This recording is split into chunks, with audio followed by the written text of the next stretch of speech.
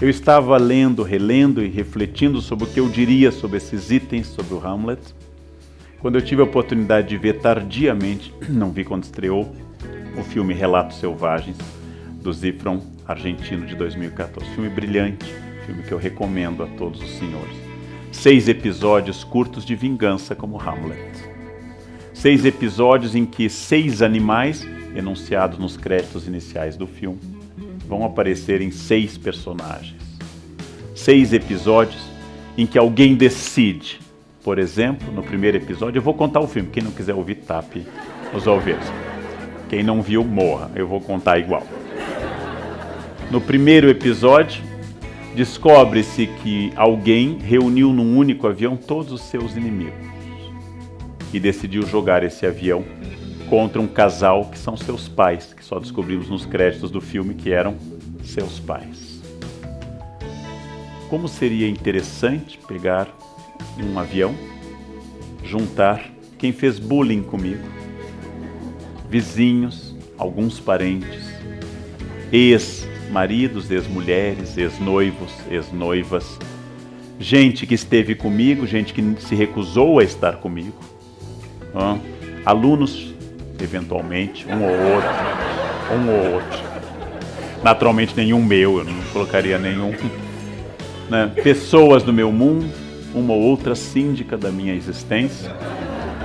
Se eu pudesse colocá-los num avião e jogá-los, o que diria Hamlet, relido à luz da nossa consciência contemporânea? Pobre homem que acha que o problema do mundo está nos outros.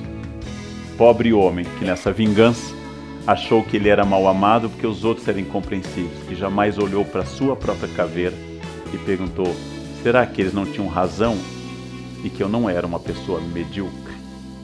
Por que eu acho que todo mundo que me persegue tem inveja? Pode ser simplesmente alguém que esteja reconhecendo a minha falta de qualidades.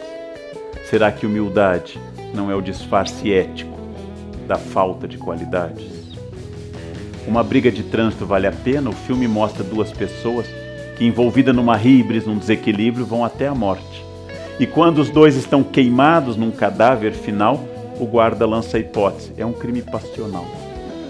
E provavelmente sim, não passional porque os 2 homens, machos, héteros, alfa, tenham tido um caso, mas passional porque ambos são vítimas da sua paixão. Passional porque ambos não se conheceram e decidiram que o ressentimento de 2 mereceria a morte de ambos. Um por não ter o carro do outro e outro por não permitir que um carro simples barrasse a sua passagem. Se a minha honra está no ano do carro, há algo de podre no reino da Dinamarca. Muito podre. Como é que eu posso ser racional, um engenheiro num estado latino? É o que descobre o Sr. Bombita, um homem que pensa racionalmente, mas descobre que ele é guinchado e multado sem razão. E ele decide que o Estado deve ser racional. E ele morre nessa tentativa, não morre no sentido físico, mas ele decide se vingar do Estado. Curiosamente, ele é amado apenas quando faz essa vingança. O que fazer se o meu pior inimigo vier jantar no meu restaurante? Colocar veneno de rato na comida, obviamente. E matar o filho dele também, o mal hereditário. Tem que ser punido igualmente. Como é que eu livro um filho que se meteu numa grande enrascada ao atropelar uma grávida? Pagando a todos os envolvidos e tratando daquilo que Marx previa no 19, transformar todas as relações em mercadoria, já que todos são corruptos, o filho, a mãe, o pai, o advogado corrupto, o pleonasmo e todo o resto envolvido. E o episódio mais longo e mais instigante, a noiva que está feliz casando no seu melhor dia da vida, que descobre, coisa terrível, filme na Argentina, obviamente, não é no Brasil, que seu noivo a traiu e convidou a mulher com quem ele atraiu para o casamento. Horrível isso, né? É ficção cinematográfica. Muito curiosamente, a noiva decide se vingar, basicamente, giving. Não? Basicamente, ela decide se vingar saindo com o cozinheiro. Depois passa a agredir a concorrente ao jogá-la num espelho e quebrar sobre ela.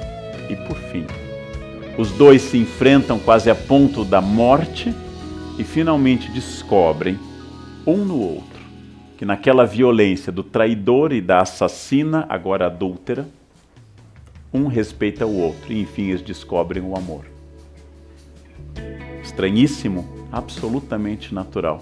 Até então eles tinham descoberto o noivado, e a data do casamento, e o vestido, e o pastrame quente citado no filme. Eles tinham descoberto a música do casamento, eles só não tinham olhado um para o outro. E ao se olharem em meio à situação de destruição da humanidade, ao se olharem no fundo do poço da agressão, os dois acabam constatando que se amam, porque um animal olhou para o outro e se reconheceu como parte da manada.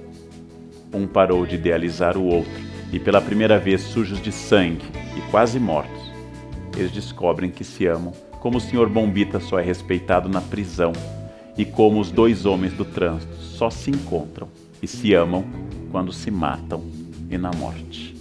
Hamlet diria, às vezes é preciso matar 8 pessoas para que a corte da Dinamarca se veja. Às vezes é preciso apenas tentar matar o marido para que ele descubra que eu o amo. Isso não é uma indicação pessoal, gente. Quero deixar claro que isso é uma análise literária. O que fazer diante da consciência? Hamlet percorreu 5 atos. Hamlet percorreu 5 grandes atos na maior peça em tamanho de Shakespeare, para testar a amizade com Marcelo, para testar a falsa amizade Rosencrantz, para descobrir que sua mãe cedeu apenas à sua sensualidade, para descobrir que seu pai quer vingança, e para chegar ao ponto em que, tendo matado Polônio, tendo matado Cláudio, tendo se envolvido numa trama que levará à morte de sua mãe, que levou ao suicídio de Ofélia, que matou o irmão de Ofélia, e que ele próprio acabou sendo ferido pela espada envenenada, em que ele passou por toda a provação, e ele está pronto agora para olhar as coisas com objetividade. Como a peça segue regras retóricas, como todas as grandes tragédias, a personagem deve se mutilar ou morrer ao final. Ou ela deve matar, ou ser morta, ou se mutilar. Édipo arranca os olhos. Ifigênia, Ismália, todas as personagens trágicas, da Grécia até Amor de Perdição, de Camilo Castelo Branco para Sófocles atrás, todas as grandes peças, nós temos que purgar, temos que chegar à catarse. E Hamlet nos oferece um caminho um pouco distinto. Não é necessário que você mate 8 pessoas e assim, ou 7 e assim, para que você atinja a sua consciência. É necessário que pela primeira vez na vida, diz o Hamlet em longos monólogos, você consiga dizer apenas o que as coisas são. E para isso Hamlet teve que se fingir de louco. Me disse um psiquiatra no Rio de Janeiro, num congresso, que quando ele era diretor da Pinel na década de 70, todos os esquizofrênicos e outros abalados andavam pelo pátio da Pinel fazendo isso. Andando para lá e para cá, falando num telefone imaginário. E ele descobriu que com a invenção do celular todos andam assim, que os esquizofrênicos apenas eram visionários do que seria neste momento.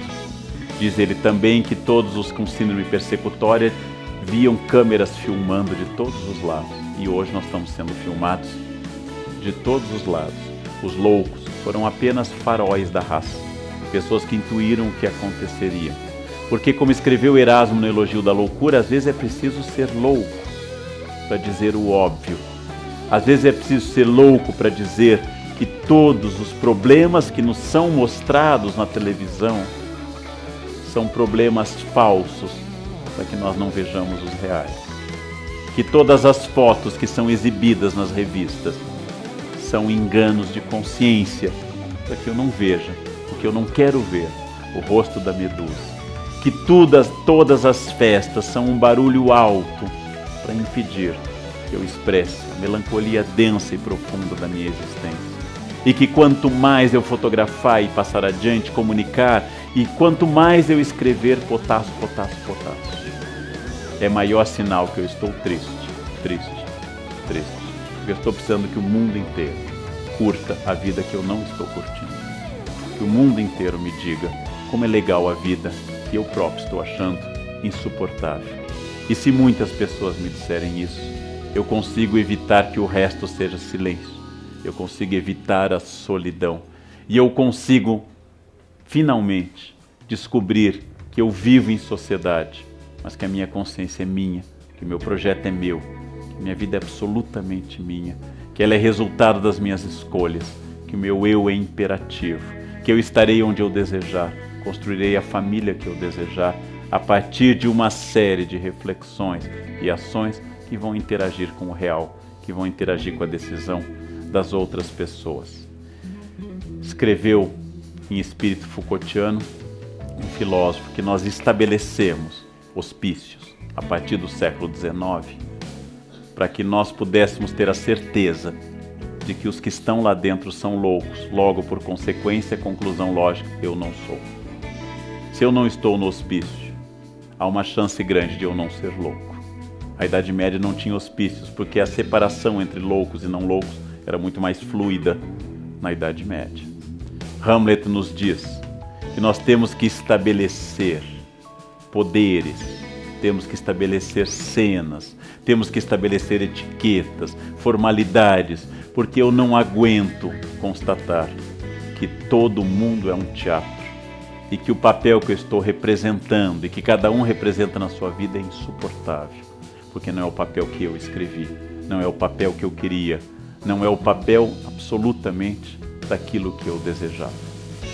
Recebi uma revelação de um senhor, que muito simples, porteiro de um local que eu frequento, confessou-me que retirou todo o seu fundo de garantia de uma vida inteira para assistir, não vou identificar o time, um time que ele seguia e que jogaria no Japão uma mundial de clubes. Ao narrar isso, todas as pessoas que ouviram a história ficaram horrorizadas. Como é que uma pessoa tira o produto de uma vida do banco e vai ver um time num país distante, numa viagem caríssima que é o Japão? E eu pensei, é provável que seja a única coisa que ele fez, absolutamente notável, épica e dele. E todas as outras, guardar dinheiro, comprar casa, financiar, entrar num programa habitacional e trabalhar todos os dias, sejam o palco no qual ele foi ensinado pela família, por Deus, pela religião, a funcionar. Na insanidade deste porteiro, ele pela primeira vez foi alguém. E quando ele tiver netos, talvez ele diga, a única coisa que ele fez a vida inteira, vovô tirou todo o dinheiro e foi ver o time ser campeão em Tóquio. Os netos não saberão como ele não sabe bem onde fica Tóquio, mas aquele ato extremo, ousado, terrivelmente épico, foi a grande insanidade lógica que deu luz e sentido na vida dele. Hamlet está dizendo, quando todo mundo é normal, racional, equilibrado, poupa, tem plano de saúde, se veste equilibradamente, combina bege com marrom, azul marinho com azul celeste, usa sapato preto fechado, quando as mulheres vão para a entrevista com colar de pérolas e taier, e os homens de terno escuro e gravata bordô, quando todos dizem que querem contribuir para a empresa e querem dar tudo de si a nível de pessoa humana enquanto gente, para que essa empresa cresça, quando todos publicam que são felizes, quando todos dizem sem cessar, esta é minha vida e minha vida é legal porque eu estou viajando, porque eu estou comendo este prato, vejam. Quando todos dizem a mesma coisa, eu preciso dizer que ser louco é a única possibilidade de ser sadio neste mundo doente.